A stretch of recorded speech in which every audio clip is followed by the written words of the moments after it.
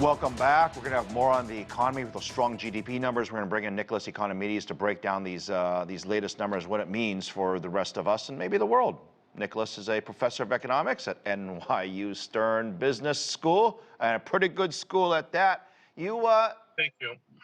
You seem pretty happy with those numbers. Should we all be happy with them?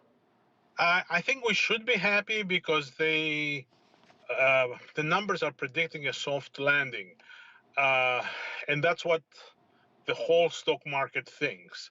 But at the same time, we're not completely sure what the Fed thinks. So it is conceivable that the Fed will be more aggressive than we expect. We expect like a quarter-point increase. We expect things to smooth out for the Fed, but we are not sure. If you look at business headlines from economists to strategists, half of them believe in the soft landing and let's start buying stocks and let's start buying houses again. The other half talks about the end of the world, basically, how things are going to get a lot worse, there'll be a hard landing, and so on.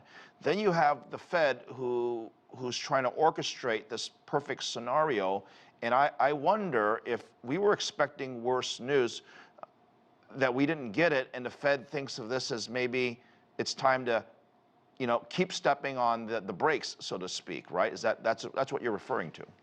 Yes, that's what I'm referring to. And, even the Fed is divided. I mean, there are different voting members having different points of view on that. So we really, the most of the uncertainty that we're facing, believe it or not, is not with the real economy, but but it is with the Fed. We don't know exactly what they're going to do.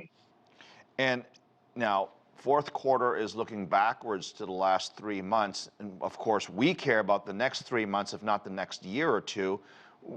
What is your prediction as what happens over the next 3 to 6 to 9 months? Well, I'm generally optimistic. The economy is not doing badly; it's doing better than expected. The financial markets have gone down a lot. Now is not a bad point to buy, and I think eventually the the Fed will stop increasing rates, and then at least things stabilize. Now, there are some sectors like housing that might take some time to recover, but most of the sectors are probably going to do well. And I think technology is going to do especially well. This is a question for a professor like you, because I think you are maybe one of the best people to answer this question. We didn't start raising rates until, what, late last summer, right? And you and I know it takes a long time before interest rate hikes or fiscal policy navigates itself into the real economy. Some people say it could take a year. Some people say it could take 2 years. Are we being a bit flippant saying, oh, well, geez, they raised rates, nothing's wrong, things are good now, everything's fine? It seems to me there's a disconnect there, Professor. Well, yes and no. I mean, first of all, if you really want to achieve the 2% inflation target of the Fed, it might take years. But I am of the thinking that, in fact, the Fed will live with a higher inflation, would be willing to accept a higher inflation. And that may mean that we will see the tapering much, much faster, like within more or less a year, maybe a year, a few months from when it started.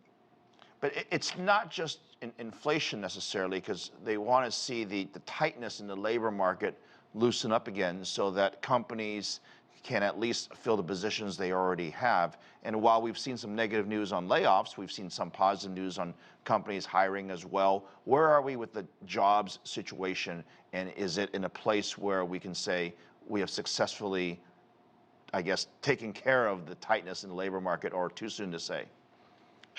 I think that we are in full employment, and we have been in full employment for some time. So I'm not so sure how easy it will be for these big moves of the Fed to micro-tune the labor market, because it's not really a single labor market. There are hundreds of different labor markets depending on skills. I don't think they can macro manage that, and I don't think they should. And I don't think it's part of their of their objective, shouldn't be part of their objective. All right, Professor Nicholas Economides, Professor of Economics, NYU Stern Business School. Always good to see you, sir. Thank you very much, Phil. Thank you. All right, fantastic.